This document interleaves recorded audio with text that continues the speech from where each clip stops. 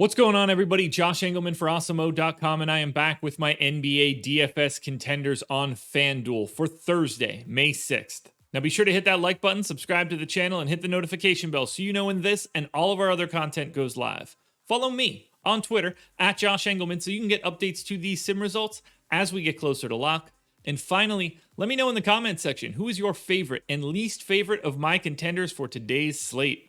We are rounding out the bottom of my top 10 with Fred VanVleet, Andrew Wiggins, Isaiah Stewart, Clint Capella, and Bradley Beal on the outside looking in. Who will be my favorites, my top 5 plays for today? It is time to find out. First up at number 5, we're going to the point guard spot, $9,900 Steph Curry. Projected for 53, the goal is 56.5, and he is in the optimal lineup 24% of the time. Now you know exactly what you're getting out of Curry. A ton of real points. 36 minutes, 1.46 fantasy points per minute because taking on OKC, pace up spot, and clearly Oklahoma City from a defensive standpoint, gonna have some trouble tracking Steph Curry. I have him at 37% usage and 37 real points. That is bonkers. 6 rebounds and 5 assists as well, so let's not sleep on that. Plus, you get a steal. I don't think that it's going to be difficult to convince people why Steph Curry is a good play, sub 10K against Oklahoma City. I think the data speaks for itself. Anybody that is projected for 37 real points is pretty much always in play. Next up at number 4, we're going to the small forward spot, and we're grabbing SADDIQ Bey. He's 6,400, projected for 33. The goal's 42.5, and he is in the optimal lineup 26% of the time. Bey is one of the few things and few guys that play a ton of minutes no matter what for the Pistons. He's their first round draft pick, early lottery guy. This is the guy they want to give minutes to. So 36 minutes for Bey in this spot. 0.9 fantasy points per minute, 22% usage. 19 points, 6 boards, 2 assists, a steal.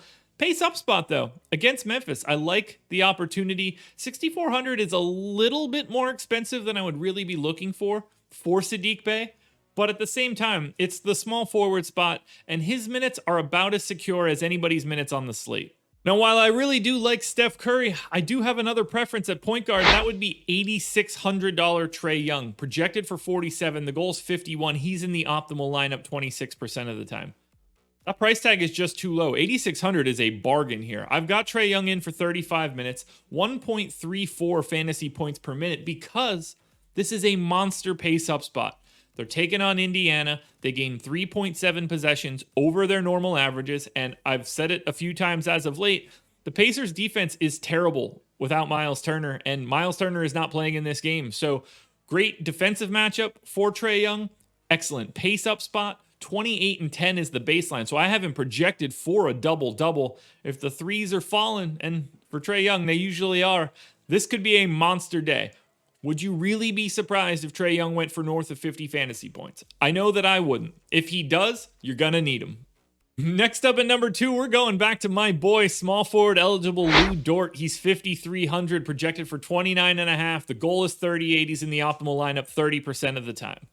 I reiterate this every time that Dort does play, but he is questionable today, so keep an eye there. I got him in for 32 minutes. 1.92. Nope, that's not right. 0.92 fantasy points per minute. That's lower than he's been in the last 30 days.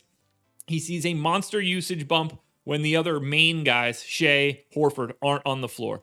19 real points, and then you got to hope for a little bit of the peripherals.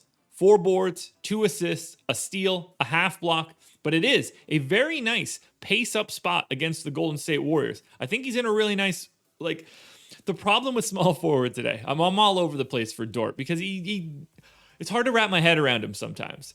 Small forward's in a tough spot. There's not a lot that you want to pay up for. And I think the value of Dort being able to play 30 minutes and take as many shots as he wants is really appealing. 5,300 is just not a tough price tag.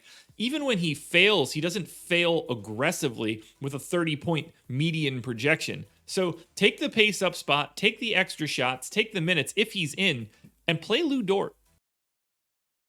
Now, before we get to that number 1 contender, one last reminder, please hit the like button, subscribe to the channel, and hit the notification bell so you know when everything goes live. Then, follow me on Twitter, at Josh Engleman. It's the only place that you can get updates to my sim results as we get closer to lock. Finally, let me know in the comment section. It's underneath this video. Who is your favorite, least favorite, and the contender that you think should be on this list that you don't see? And finally, my number one contender, and to me, this is very, very easy. That would be shooting guard TRAE Rozier. He's 6,200, projected for 37. The goal is 42. He's in the optimal lineup 39% of the time. Rozier was just recently in the high sevens on FanDuel. There's no Devontae Graham. There's no Gordon Hayward. I believe I'm missing somebody else here. There's no Miles Bridges. Rozier's going to shoot 36 minutes, 1 fantasy point per minute, 26% usage, 22 real points, 4.5 assists, and 4 boards. He's a fantasy point per minute guy. Now, it is a pace down spot against Chicago, but it's an excellent matchup from a defensive standpoint. There's just so many bodies out with Graham, with Bridges, with Hayward. Rozier is going to continue to get the looks that he's looking for. The shooting guard position is terrible today, and to get someone like Rozier, who I think is probably $800 to $1,000 underpriced for this slate in particular, I see no way around it. I expect TRAE Rozier to be my number one contender all day. So that's where we stand. Scary Terry is the number one contender for today. Alrighty, folks, that will do it. Those are my NBA DFS contenders on FanDuel for Thursday, May 6th. Process show is in the books. Go watch that. DraftKings version of this video is around here somewhere, 10 a.m. Eastern time. NBA strategy show. I will be back breaking it all down again with Adam Kaufman.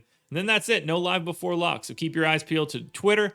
We've got one more day of contenders for this work week. So good luck tonight, everybody. I will see you guys again tomorrow morning for another edition of the Contenders.